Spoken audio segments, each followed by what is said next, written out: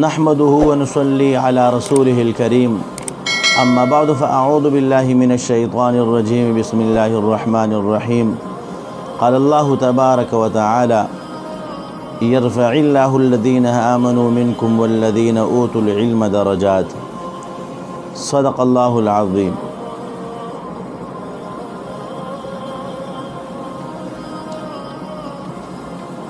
محترم مسلمانانو، د عالم فضیلت آی د دې فضیلت سوا دی او که د شهید فضیلت سوا دی، د چا زیاته فضیلت دی، د چا مرتبه اوچته ده، هغه زه تاسو ته بیانوم چې د اخره پورې تاسو واورئ. محترمو علما لیکي د عالم په شهید باندې په څو طریقو سره چې کوم دی فضیلت اوچت دی. اول نمبر علما لیکي چې شهیدو د دې مثال د یو بادشاه د فوجي دی او د عالم مثال د یو بادشاه د زوی دی. نو دا ښکاره خبره ده چې د بادشاه د زوی عزت او مرتبه اوچته دی د هغه فوجي نه. نو دغه رنګې د عالم مثال د بادشاه د زوی دی او د شهید مثال د بادشاه د فوجي دی. ځکه چې علما العلماء ورثة الانبیاء، علما دا د انبیاء وارثان دي او شهید چې کوم دی دغه صفه سالار او دغه فوجي حیثیت لري. نو فدغه لحاظ سره د عالم فضیلت په شهید باندې زیات دی. اول نمبر وجه خدا شو. دویم نمبر وجه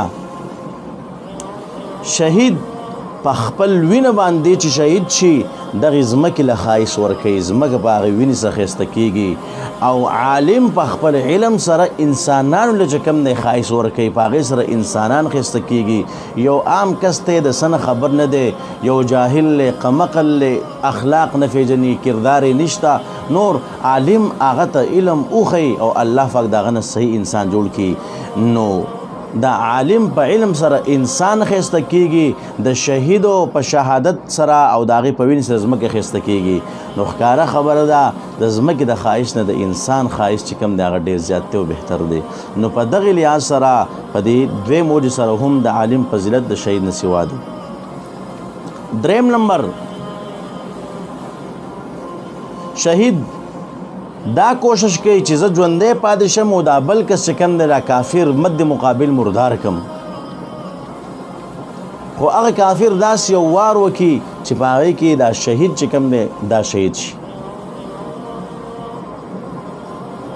او عالم دا غواړي چې زه په خپله هم ژوندی یم او بل انسان دی هم ژوندی. نو ښکاره خبره ده چې څوک د چا مرګ غواړي او بل څوک چې کوم دی د چا ژوند غواړي، نو دا ژوند چې څوک د چا غواړي دا بهتره خبره ده د مرګ نه. څلورمه وجه د فضیلت دا د علما لیکي چې شهیدو په خپلو خو هغه جنت ته به ځي، خو مد مقابل دی چې کوم د جهنم طرف ته ورسو، د جهنم خشاکې جوړ کو. او عالم هغه په خپلو هم چې کوم دی جنت ته به ځي او د جنت کوشش کوي او چې چاته علم ښیي د هغې هم د جنت کوشش کوي. نو ښکاره خبره ده چې یو څوک د چا د جنت کوشش کوي، بل څوک د چا چې کوم د جهنم کوشش کوي، نو دا جنت والا دا بهتر دی چې څوک د چا د جنت کوشش کوي. په دغې څلور وجوهاتو سره د عالم فضیلت چې کوم دی په شهید باندې سوا دی. او دا هم راځي د شهید په باره کې وایي قیامت کې به دې ته وویلی شي ادخل الجنه، جنت ته داخل شزه، او عالم ته به وویلی شي قف ها هنا واشفع لمن شئت، دلته ودرېږه او د چا دپاره چې غواړې د هغې دپاره سفارش وکړه. نو دا هم روایتو کې راځي فقام مقام الانبیاء، د انبیاء په مقام او په ځای باندې به ودرېږي.